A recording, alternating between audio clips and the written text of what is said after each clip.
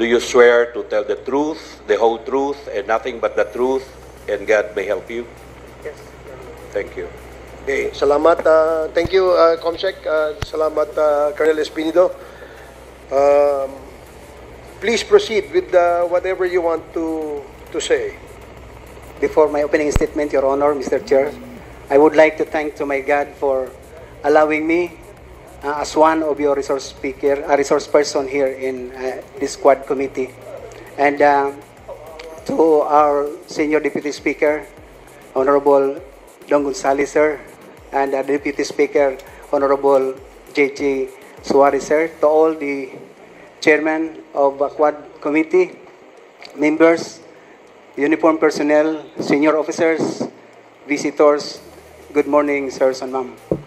I am Police Lieutenant Colonel Joby Rodriguez Espinido, 55 years old,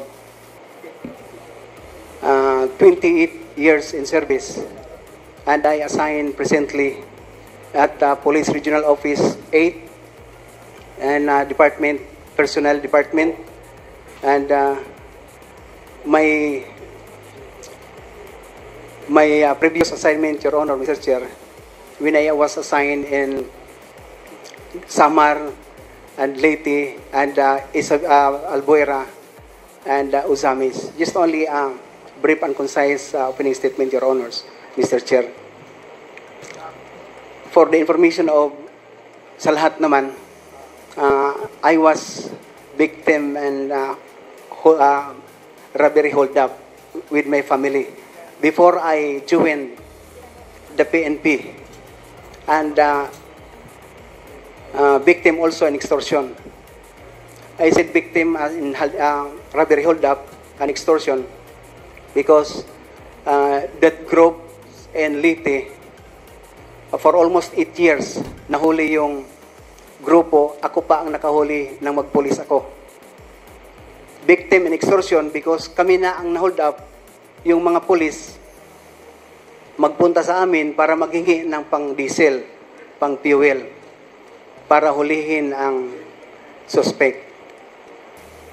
Lahat na tanong ko, Your Honor, Mr. Chair, na sa akin pagtingin, kung ako ang magpulis, it can help the government and ma-change man lang ang system ng police in a little way. I believe that the purpose of this Quad Committee is aid of legislation. It may be my experiential or experience testimony can help to legislate or to amend the existing. For 12 years, Your Honor, Mr. Chair, I am Police Officer 1, Patrolman. Hindi ako naka-experience ng promotion. Why? Because in 2000, I am also batch of 1996 Public Safety Basic Recruit Course in PPEC and Regional Training School, Region 7, na 96, batch 96. I have encountered, Your Honor, Mr. Chair, na ako ang na-assign sa City Anti-Narcotics ng Ormoc in the time. 2000, I filed complaint to the Military Ombudsman and the DOJ of Ormoc City for 14 uniform personnel. Isa doon yung Regional Director for Administration, yung City Director ko, yung hipi ko mismo sa station, yung Deputy, they are all 14 for bribery, direct bribery. Tumatanggap sila ng payula. Ako lang isa, Your Honor, Mr. Chair, ang nag-file ng complaint. I know, alam ko lahat kasi ako ang operatives ng City Anti-Narcotics Unit ng Ormoc at the time. Then after, nanoon si Espino, Your Honor, Mr. Chair, na Super Cup ng Leyte. Kagawian ko na kung saan ako makain yung worship ng station ko, morning at saka evening, pinapa-worship ko talaga ang mga pulis kasama ko. Nung lateral entry ako kasi at my commissionship, Your Honor, Mr. Chair, is through lateral entry. I am batch 08, 2008. First assignment ko na ako ang naging hipi ng Gandara Samar ang purpose to disband the private armed groups of Samar. For 1 month, I disbanded the group of Cabonyos. Nahuli natin yung mayor for 700 warrant of arrest, 600 na implement natin. Isa lang ang patay yung assistant ng private armed groups leader. Because of politicking, Your Honor, Mr. Chair, na-relieve ako ng region. But fortunately, I believe that my assignment, maski kung saan, I considered it that all things work together for good, for there is a purpose. That is from Romans 8:28. So tinanggap ko, at saka nung ma-assign as Regional Director si Brigadier General Acer Dolina, na-request naman ako, Your Honor, Mr. Chair, na mag-lead ng Regional Anti-Illegal Drugs Special Operation Task Group ng Region 8 for 2014-2015. For 2 months, na-disband natin ang grupo ng isang drug lord na kompetensya ni Kerwin Espinosa at the time. We apprehended 60 to 70 mga malalaking pusher. Isa lang ang patay, yung drug lord mismo. So, instead na yung regional director ko nagtawag sa akin personally, Your Honor, na may spot promotion, pero ang nangyari, relieve ako sa Mindanao. Nung ma-relieve ako, ang rason, Your Honor, Mr. Chair, instead of a precision, because of politicking again, Your Honor, Mr. Chair. So, yun ang mangyari palagi sa akin. Tinanggap ko din, but for 6 months, when I was graduated and Police Intelligence Officers Course, schooling namin sa Cagayan, nanalo na ang previous administration. Si President Duterte na ang naging president 2016, na Chief PNP si PNP Bato de la Rosa. Nakatanggap na ako ng call, Your Honor, through Chief PNP Bato de la Rosa, na ako requested ng Leyte, particularly in Albuera, through the mayor of incumbent mayor, Mayor Johnny de la Serna, nasabi si Chief PNP Bato na nandito sa opisina ko sa Davao,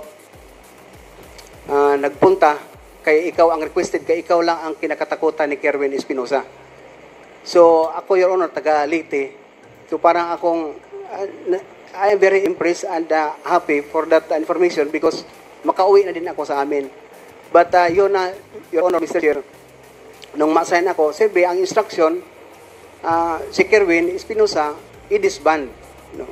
Kasi siya ang nag-proliferate ng drugs doon sa Albuera, sa Region 8. So namasayan ako, for only 18 days, for 1 month, na-disband natin ang grupo ni Kerwin Espinosa na nag-surrender yung papa niya for protective custody 1 month, nandito sa atin para na sa star witness, maging star witness natin.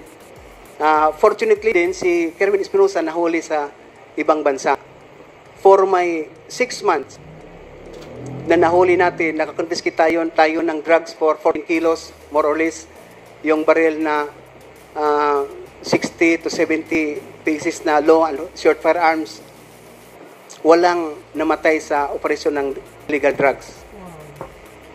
Because of Senate hearing, Your Honor, Mr. Chair, si Kerwin nagsasalita sa Senate.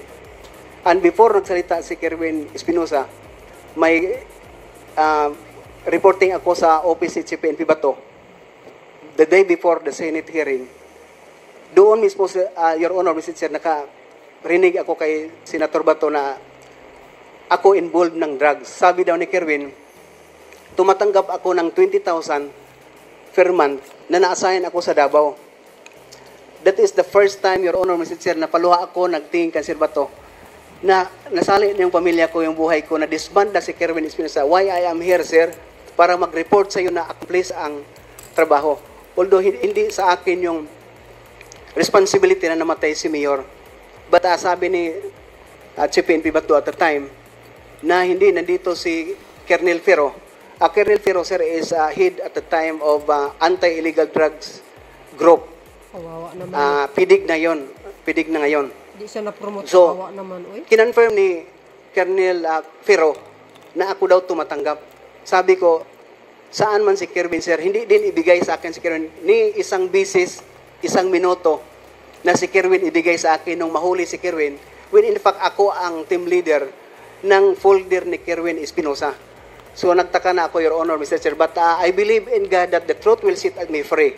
When nandoon na sa Senate, Your Honor, Mr. Chair, Ngayon na yun. kinukross na si Kerwin Espinosa.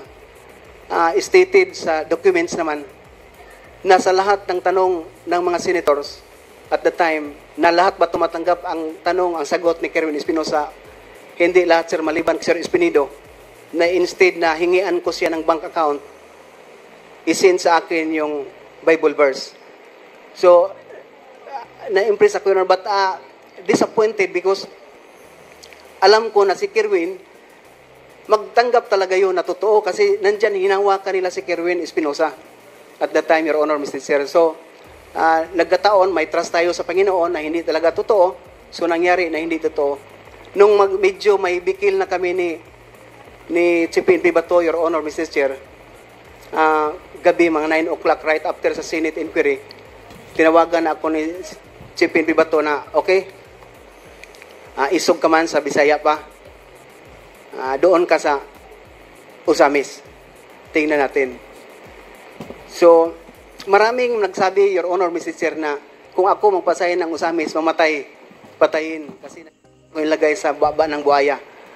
But I believe in God always, Your Honor, Mr. Chair, that every assignment that I have, that is a blessing and there is a purpose. Pinuntahan natin, Your Honor. They think na hindi makaya kasi parang in-underestimate lang yung pagkapulis ko because number one, lateral entry ako. So, ganun ang mga nangyari, Your Honor, Mr. Chair, sa kunting information na ibigay ko sa inyo ngayon. But to tell you to end, ako, Your Honor, Mr. Chair, hindi lang biktima ng rubber hold-up, extortion, biktima pa ako ng destabilization ng karakter ko. Ako ang nag-disband ng grupo ni Kerwin Espinosa. But, gusto nila na isali ako sa drug money na protector ni Kerwin Espinosa. Pangalawa, and I have, Your Honor, a list sa PR address list na sinali ako sa kay Espinosa as level 3, high value target, Your Honor, Mr. Chair. Drug lord pala si Espinido.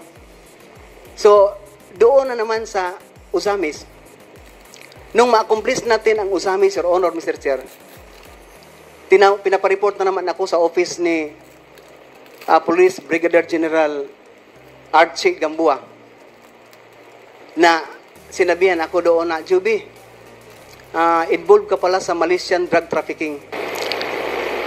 Wala ako magawa, Your Honor, Mr. Chair, just only to pagdasal lang, Lord, ikaw talaga kakampi ko, ang pulis ngayon. Sino pa ang paniwalaan ko? That time, Your Honor, Mr. Chair, may pagkataon na pinapatawag ako, pinapareport ako kay President Rodrigo Duterte at the time. Nag-report ako direct sa kanya. Sinabihan ko na siya kaagad, Sir, bakit sinali na naman ako sa Malaysian drug trafficking? Kung hindi sana gusto niyo na mangyari itong nangyari ngayon kay Espinosa at saka kay Paruhinog, bakit pinahintulutan niyo ako na mag-team leader? Maghipis. Sana wala na lang para hindi niyo ako isali ng ganun naman lang na tinawag, Your Honor, Mr. Chair, na games of the general. So, continuous because I am obedient to my senior officer. Inassign na naman ako ng Iloilo. Full na pamumuno. Masign tayo ng Iloilo, but before, Your Honor, Mr. Chair, may huli tayo accomplishment natin sa Usamis, 168 na mga arrested person. They are all convicted. And siyam lang ang namatay for 2 years na mga poser. Wow. Siyam lang ang namatay. Galing naman. Sa drug operation, illegal drug operation ang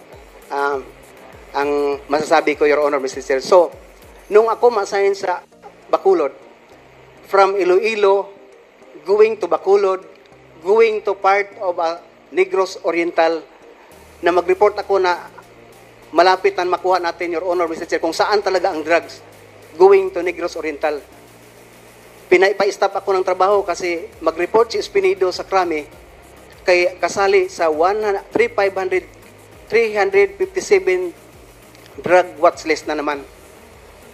Nagpunta ako sa Camp Crame, Your Honor, Mr. Chair, hindi ko alam kung yun pala ang pakay ng pagpunta ko doon. Pinapapasok lang ako sa covered court, nakikita ko sa stage ang list, yung naka-font na 357 watch list ang present. Ako pa ang pinapauna na mag-drug test, ako pa ang pinapauna na lie detector test. Sabi ng mga officer sa loob lang, Your Honor, Mr. Chair, Juby, bakit nasali ka dito? Akala namin kalaban kita. Kalaban kayo namin. Pero bakit nasali ka dito? So, ang daming tanong because alam ng mga officer na nagtrabaho sa Espinido na may Panginoon na totoo.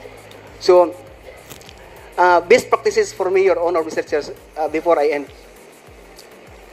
Kung saan ako ma-assign, makita mo, Your Honor, Mr. Chair, yung stasyon ko na makita, mapapasok mo yung 10 commandments sa likod ng desk officer, yung Psalm 23:91 sa bawat poste ng station, yung mga signage ng checkpoint ko, Bible verse, at saka first offense ko, Your Honor, Mr. Chair, kung traffic violation lang, 10 commandments before ko mag-penalty sa kanila.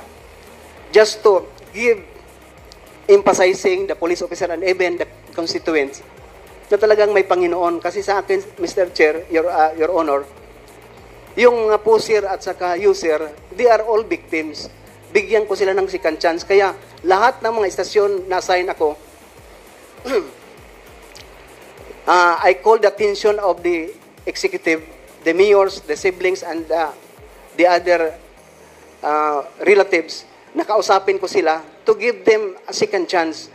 So yun ang maginawa ko, and it is recorded, Your Honor, Mr. Chair. So thank you for the time, Your Honor, Mr. Chair. And before siguro mag-in ako, sabi ko pa nga, I would like to distribute my sworn statement to make you have a perusal and reference.